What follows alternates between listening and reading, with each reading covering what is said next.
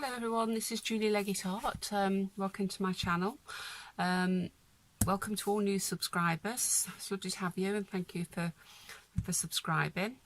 I'm going to start on a new project and I bought these dylon dies a few weeks ago with the intention of getting cracking with a project. What I'm going to do, I've got quite a few of these 100% wool blankets, which are very plain and ordinary. And my idea is to dye the wool with these three colours. I chose three purpley pinky colours that would all combine well together. So the first colour I've got is a plum red. I'm going to use the washing machine to dye the wool. And I've got a passion pink and a deep violet. So I'm really looking forward to dyeing my blankets.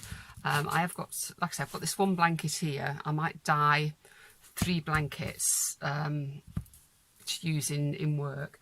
And I'm going to cut it into squares, quite big squares, not small squares, probably 6 to 8 inches in size each, and then I'm going to intermingle them to produce another blanket, and then do some work on the blanket squares as well. I'm having to think about what I'm going to do on the blankets as regards the images. I do love birds and flowers, and I think they're quite couple of subjects that are quite easy to actually use on a blanket, so it might be a combination of those. I do like canal waterways, and there's a lot of fauna and different plants on the sides of the canals, plus there's a lot of swans and ducks and all sorts of birds really, kingfishers. On our last trip we saw we trailed a kingfisher along the canal, which was great. For about 10 minutes we managed to, as we were going very slow on the canal, it was there on the tree, and so it was really nice experience. So there'll definitely be some kingfishers in there. Right, okay, so I'm going to go away and get these dyed and I'll come back to you later. Hello there, thanks for joining me. This is Julie from Julie Leggett Art. I'm going to carry on with the project that I started a while ago with blankets. Now, I don't know if you remember, well, it'll be in the first part of this video. I dyed some blankets that I picked up from charity shops and flea markets. I dyed them 3 colours, and these are the 3 colours. There was like a plum, a pink, and then I did a purple, but I did that more like a tie-dye finish.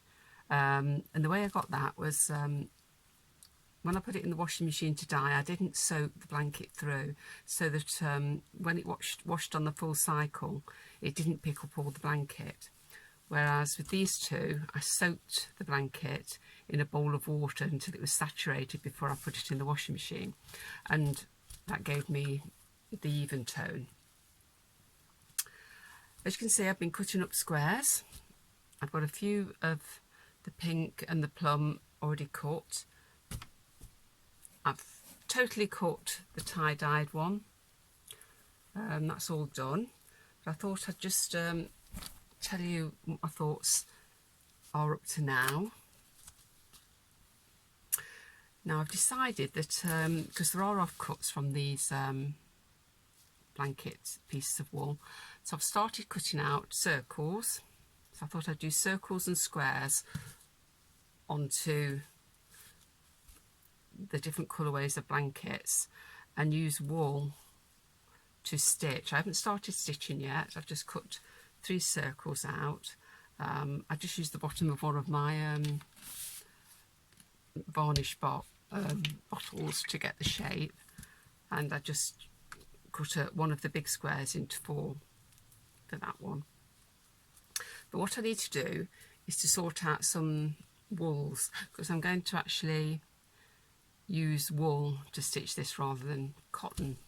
I have got some 100% wools here in this box, and let's open this bag.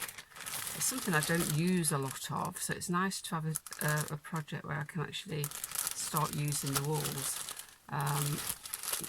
In here, I'm just going to take out a couple that I may use. I think the neutral sort of cream will be nice. I don't think orange. We want different shades of plums. This might be quite difficult. I'm not sure how many plum sort of colours I've got. Well, there's one. So I'm going to go through my box. You can see it's full of wools, and pull out anything that I think I can use. That's quite nice. It's got a few different colourways in. I could use the plummy there, maybe the little bit of mustard. I'll put that there anyway. I think that one would be nice. This is a hand-dyed wool that I got from someone, so that's quite nice. In fact, I think I'll take that one away. See what else I've got in here. There's another pinky coloured one. And I want them all to blend in quite nice over the three. The one thing that I am missing is purple. So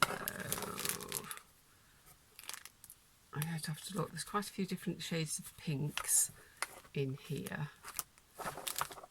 I do have lots of other stashes of wool, so I haven't got them handy though. What about that one? Like a greeny colourway in with it. That's a possibility. I think I've got all the colours that might blend from in that particular drawer.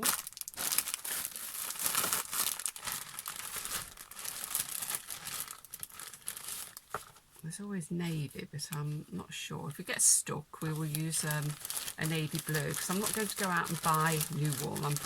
The idea of the project is to upcycle and use everything that I've got. So if I don't find purples, I'm going to use like different shades of blue instead. So I can put those away and bear those in mind.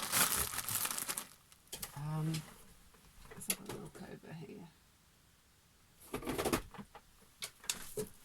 Now we have another box with a few wools in here. Let's have a little look. I have so much stuff. I think these two colours will be...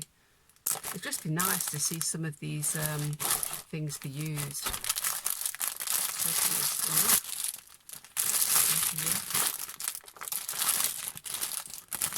There is red. I don't think red is going to blend in very well.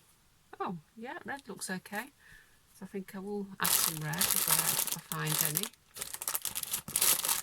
Right, for now, that's a few cottons. A lot of the other cottons are actually packed in different places, and I haven't got those to hand.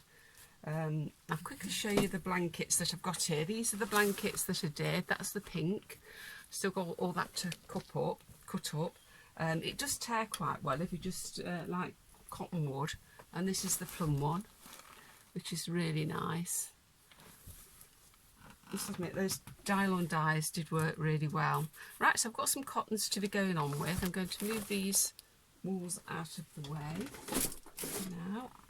Just move that across. Right, so the one, I think I'm going to start on a plum one and choose, I think we'll go for a square. That looks a little wonky. Just have to trim that off. So I'm going to use some of that wool. And I might start adding a little bit of red in. And this brownie pink. I think I'm just going to go for those in this particular one. And we'll change them about as we go. Right, I'm going to switch off now. I'm going to do a tiny bit of stitch and then come back to you when I've started. Hello there. I've threaded up my needle. I've decided to go with the red first. What I plan to do is mainly just running stitch or kantha stitch, and I'm just going to carry on with the red and just see how this looks. I want this to be a project that doesn't take out too many hours. I want to be able to sit and do this with ease while I'm watching the TV, or, you know, just got a little bit of spare time. I don't want it to be too labour intensive, so that's why I'm sticking with just the running stitch. I'm just doing this very spontaneously, so although there isn't a big plan, I sort of could see in my head what I was going to do, and the main objective for me was to use up